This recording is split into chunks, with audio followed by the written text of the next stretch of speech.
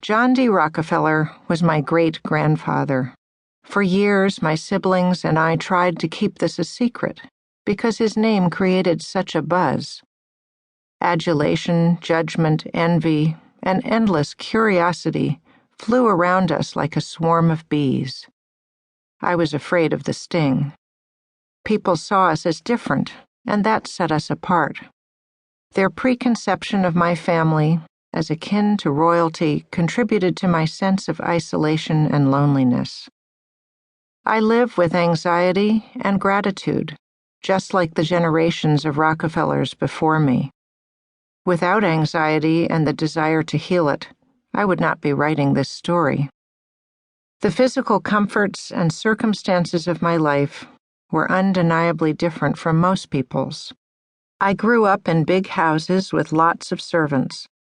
I was given an allowance that could probably be considered large, and I went to school in a chauffeur-driven limousine. We called it the hearse or curse because, before the oldest ones left for boarding school, we needed a car large enough to carry all 6 of us.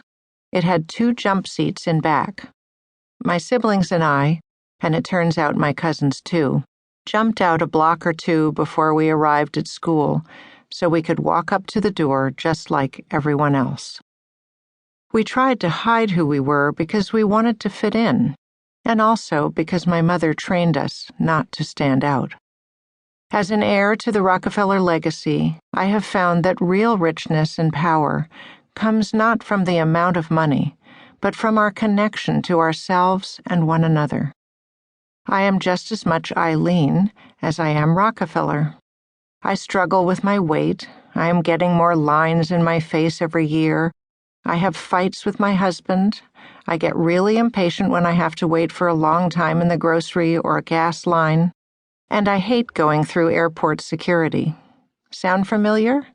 And just like you, I am also unique. I am part of a long line of venture capitalists and philanthropists. It's hard to talk about my grandfathers without them taking over. Their accomplishments overwhelm me. I feel small and insignificant in comparison. I come from a family of ledger keepers. We have been practicing for over 150 years. It started in 1855 during the Great Awakening of our nation, a strong religious revival movement among Protestant denominations.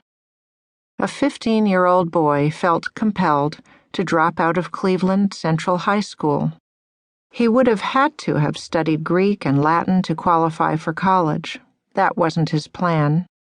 He needed a steady income to support his mother and siblings. His father, William, was a charismatic land speculator referred to as Big Bill. He occasionally sold stolen horses and left home for extended periods of time, selling snake oil remedies which he promoted as medicinal cures. William was rumored to appear in marketplaces, acting as a mute. He held a sign that read, "Dr. William A. Rockefeller, the celebrated cancer specialist, here for 1 day only.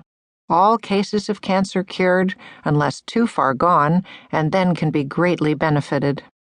He also cultivated a second, simultaneous family. His philandering lifestyle, compounded by absence and scant amounts of money, left John D. Rockefeller the boy extremely anxious. He kept track of every penny, but it often wasn't enough to pay the bills. He vowed to be more reliable than his father. The family's well-being depended on it. He wrote down his minister's advice in his little book. Get money, get it honestly, and then give it wisely. Just weeks prior to graduation, he left high school, bypassed college, and enrolled in a nearby business school, pushing himself to finish the 6-month program in half the time. Careful bookkeeping was key. His first job at the age of 16 was as an assistant bookkeeper for Hewlett and Tuttle, a firm selling products on commission in Cleveland. They paid him nothing for the first 3 months, waiting to see how he would do. He was so relieved at the opportunity to support his family that he celebrated his first day of salary.